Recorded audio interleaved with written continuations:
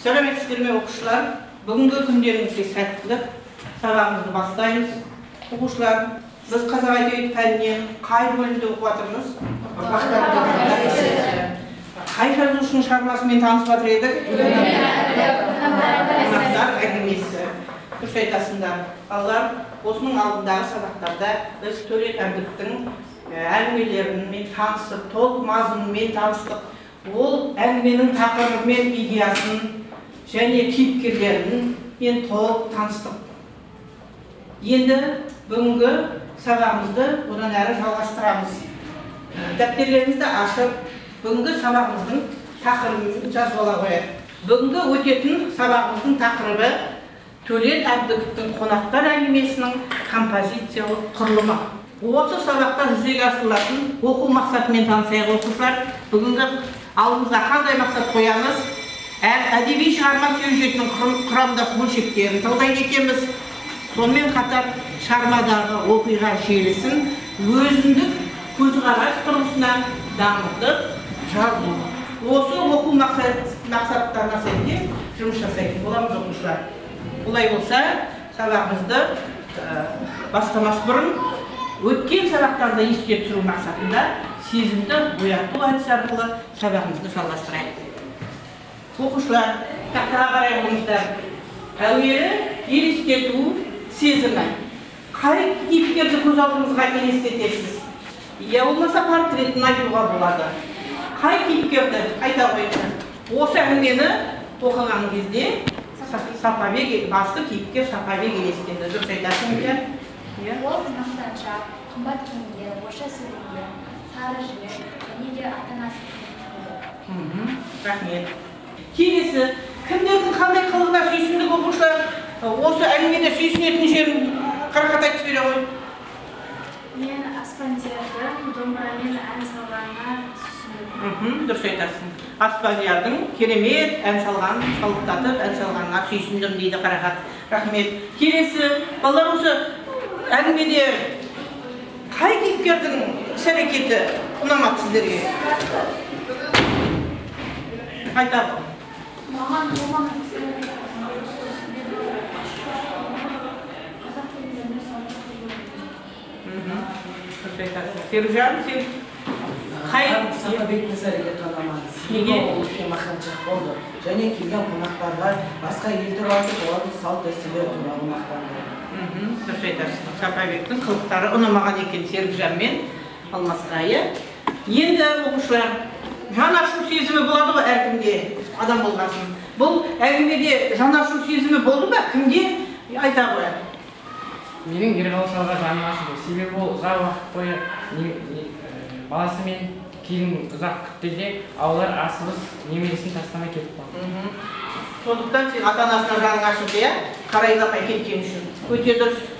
Тағы да басқа да оқушылар сіздердің де осындай сезімде отырғандарыңыз болса, айта отырыңыздар. Енді өкініш сезім пайда болды ма осы әңгімені оқығанда? Қай жерде өкініш сезіледі? Нұрислам? Бұл әңгімеде Ерғабыл шал мен оның кемпірі баласының орысша сөйлегенде немересін қалдырмағанда, келінінің ашық-шашық киінгенде іштей күйініп, өкініп отырды. Дұрыс айтасың. Ашық бәрі ауыл қонақтарынан ұялы балалардың осылай осып жатқанына өкінген екен. Дұрыс айтасыңдар. Енді оқушылар біздер үш топ бойынша топтасып отырмыз. Ерғабыл тобы бар бізде, Тома тобы бар және Сапабек тобы бар. Бұл әңгіменің басты кейіпкерлері екен. Олай болса, бірінші Тома тобына әңгіменің сюжеттік желісі бойынша суреттер беремін. Сол суретті реттілігіне қарай орналастыра қойыңыздар тез-тез. Енді сіздер дескрипторларыңызбен танысып болыңыздар, алдарыңызға да жазып қоямын. Маған берілген суреттерді әңгіменің сюжеттік желісі бойынша орналастырасыздар балалар. Түсіндік пе? Тапсырма түсінікті ме? Тома тобы. Екінші топ. Сіздерге мынандай тапсырма беріледі. Әңгіме бойынша берілген оқиға құрылымын реттілігіне қарай сәйкестендір дейді. Біз әуелі қойылған жоспарды көрмей тұрып, біз әңгіменің құрылысын, сюжеттік құрылысына қарай қалай жоспарларын едік? Қалай бастайтын едік? Әңгіменің басталуы дұрыс айтасың. шарықтау шешімі. Әңгіме қалай басталады деп? Бәрімізде қатысып тұрайық оқушылар. Иә, Ерғалы шал мен кемпірінің әңгімесінен. Әңгіме қалай дамитын еді? Балалардың қыдырып келуімен дамиды. Қалай әңгіме қай жерде шиеленісті? Ауылдың қонақтарымен отырғанда кіммен кім? Иә, Сапарбекпен әкесі келісе алмай қалады. Әрбір бөлімге тақпыша қойып отыратын балалар, иә? Әңгіме қалай шарықтап жатыр екен? Мазасыз? Иә, болмаса басқаша қоя беруге болады, өздеріңіз ойлап табайын. Сонымен әңгіме қалай аяқталды? Әңгіме немен аяқталды енді? Иә, кім құласып қалды? Иә, шалымен, Ерғалы шалымен кемпірі құласып қалды. Неге? Өте жақсы айттыңдар, рахмет. Енді осы бойынша сендер адасқан оқиғалар әдісі бойынша әңгіме бойынша берілген оқиға құрылымын реттілігіне қарай сәйкестендіресіңдер. Тапсырманы алып сәйкестендіре қойыңдар тезірек. Енді алдарыңызға дискриптор беремін балалар. Міне өздеріңіз көріп отырсыздар. Әңгіменің сюжеттік желісі бойынша орналастырып жатқан бірінші тома тобы сіздердікі. Екінші топ дискрипторларыңыз. Міне, жаңа бірінші топ сіздер осы бойынша басталуына бір ұпай, жалпы сюжеттік құрылысына жеке-жеке бір ұпайдан аласыздар. Қазір дискрипторларыңызды көрдіңіздер ғой, иә? Тағы қарап өтейік.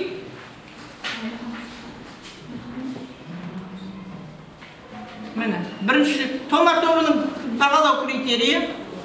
Келесі топ. Сіздердің бағалау критерийлеріңіз қарап ала қойыңыздар. Сәйкестендіресіздер. Басталуына бір ұпай, дамуына бір ұпай, шиеленісуіне бір ұпай, шарықтау шегіне бір ұпай, оқиғаның шешіміне бір ұпай. Осындай ұпайлар жинайсыздар. Ал жақсы жұмыстарыңызды жалғастыра беріңіздер. Келесі топқа мынандай тапсырма. Оқушылар, сіздерге мынандай тапсырма береді, кітаптарыңызда бар, үзінділер берілген, соны ретімен орналастыра қойсыз. Бірінші әңгіменің желісі бойынша тек қана сан, үзінді, басы ма, аяғы ма, ортасы ма, соны реттілігіне қарай орналастыра қойыңыздар.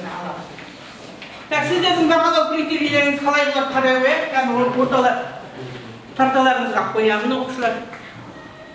Дискриптор, мінекей, ретті бойынша орналастыра қойыңыздар. Ал жұмыс жасай қоямыз тез-тез. Сіздердің дискрипторларыңыз. Сіздер тақтаға тез-тез ете қойылған. Сіздер мәтінде берілген үзінділерді ретімен орналастырасыздар. Сіздерге бағалау парағына берілді. Сіздер оқиғалар құрылымын сәйкестендіресіздер. Алдарыңызда бағалау парағы тұр. Бағалау парақтарын қосылар. Осы бойынша бағалар.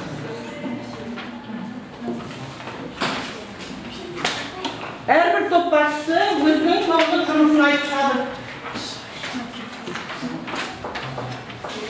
Өз топтарын қорғайсыздар топ басшысы қазір. Қалай жұмыс жасап жатса, топ басшысы жаңа берген дискриптор бойынша бағалау. Топ басшысы. Жақсы. Топ басшысы сен қойды.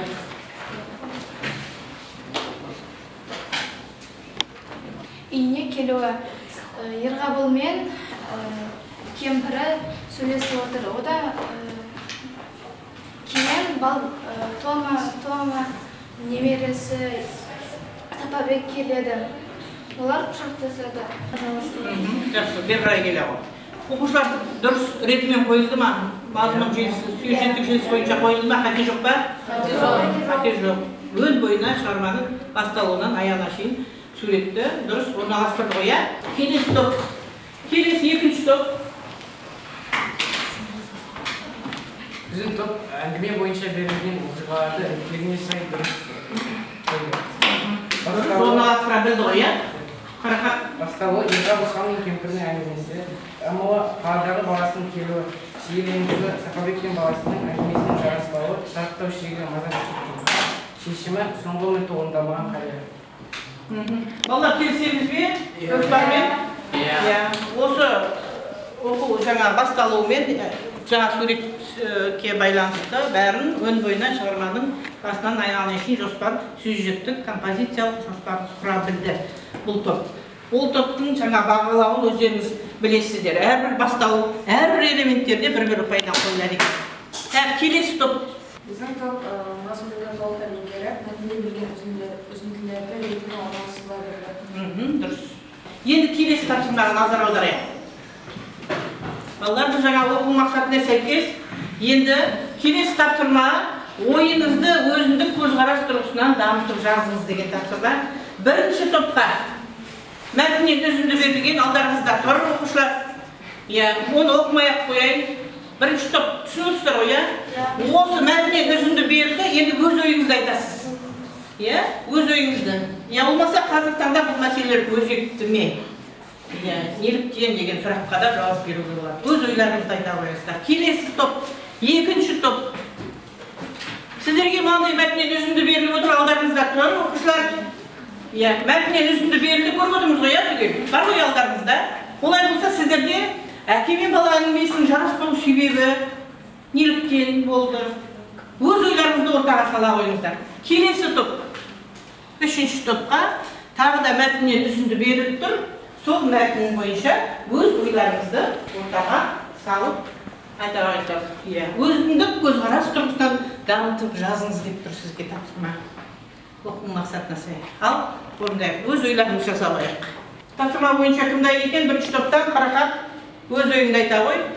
Ата әжесін сағынбайды. Олар қазақ тілінде сөйлеп білмейді. Жұмыс жасаймын деп қалаға ұзақ уақытқа кетеді. Ата-анасы жайлы ұмытады. Өз дәстүрін тілін танымайды. Дұрыс. Екінші топ дайынсыздар ма? Айта бере ғой, Айбат. Сіздерге қандай үзінді беріліп, сол туралы өз ойыңызды айта қойыңыз. Ереке мен ұлы Сапабектің әңгімесі келісу себебі орыс мектептің болмағаны үшін немересін қалдырмай алып кетті. Ал Ерекең сол үшін ренжіп, баласына ренжіді. Қазіргі таңда ата-ана борышын орындамайтын балдар өте көп. Осы үзіндіде Ерғабыл шалдың көңіл күйіп жабырқау екенін айтылуы, себебі балалары немересін тастамай кетіп бара жатыр. Енді топ басшылары жаңағы алдарыңызға берілген бағалау бойынша топтарыңызды бағалап отыра қойыңыздар. Кім қанша балл жинады? 10 ұпай сіздерде, 10 ұпай бәріңізде де 10 ұпай бар. Дескрипторда жаңағы әрбір берген тапсырмаға бағалау тұр екен. Оқиға жүйесін өзіндік көзқарас тұрғысынан дамытып ойларыңызды ортаға салдыңыздар, өз ойларыңызды білдірдіңіздер. Дескрипторда 3 ұпай, 2 ұпай беріліп екен. Сонда барлығына 10 ұпай.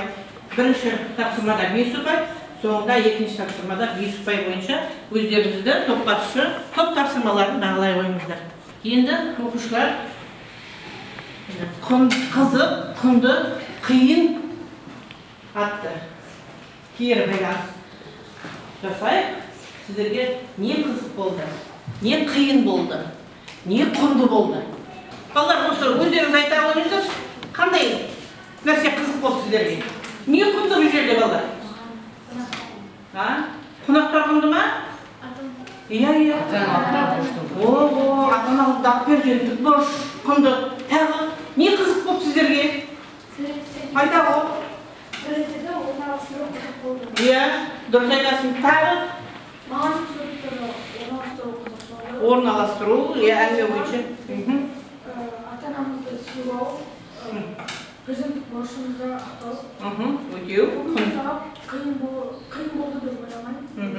Өте түсінікті және оңай. Ой, рахмет. Келесі топ. Маған қызық болған сәт, ол мәтіннен үзінді берілген үзінділерді рет-ретімен, реттік санмен белгілегеніміз өте қызық болды. Маған ешнәрсе қиын болмады, бәрі оңай және түсінікті. Ал құнды ол әрине қонақтардағы өмірдегі ата-ананың. Дұрыс. Айтып бере ғой. маған қызық болғаны адасқан оқиғалар әдісі арқылы тапсырма орындау, құнды болғаны ата-ана алдындағы борышты өтеуді түсіну. Маған ештеңе қиын болған жоқ. Жарайды оқушылар, олай болса, біз бүгін осы Төле Әбдіктің қонақтар шығармасын аяқтадық. Бүгін композиция күресімен таныстық, жалпы қонақтар туралы білдік. Қонақ дегеннің түрлерін білеміз балалар. Қонақтар қандай түрлер болады? Құдай қонақ, арнайы қонақ тағы, құтты қонақ, түрлері бар екен. Ал осы қонақтар, Ерғабыл шалдың үйіне келетін қонақтар қай түрде жүрді? Арнайы қонақ деген қандай қонақтар? Дұрыс айтасыздар оқушылар. Осылай біз Төле Әбдіктің шығармасын, яғни әңгімесін бүгінгі аяқтап жатырмыз. Композиция күресімен түгел танысып талдады. Енді осы қонақтар әлі де өзінің мәнін жоймаған шығарма. Осы уақытқа дейін ол әңгімені қанша ұрпақтар оқып жатса да өз мәнін жоя қойған жоқ. Біздің осы қоғамда бұл осы дертке айналды. Біздің осы қазіргі өмірмен салыстырсақ, бұндай жағдайлар кездесе ме балалар? Бар ғой әлі де, кездестіріп жатамыз. Өз ата-аналарын сыйламайтын балаларды, өзінің ата-анасын құрметтемейтін адамдарды да біз осы өмірде көріп жатырмыз. Солай ма? Жарайды. Олай болса, мен үйге тапсырма берейін деп тұрмын. Үйге тапсырма менің ата-анам алдындағы перзенттік борышым тақырыбында не жазасыздар? Эссе жазу береді. Сабақ осымен аяқталды.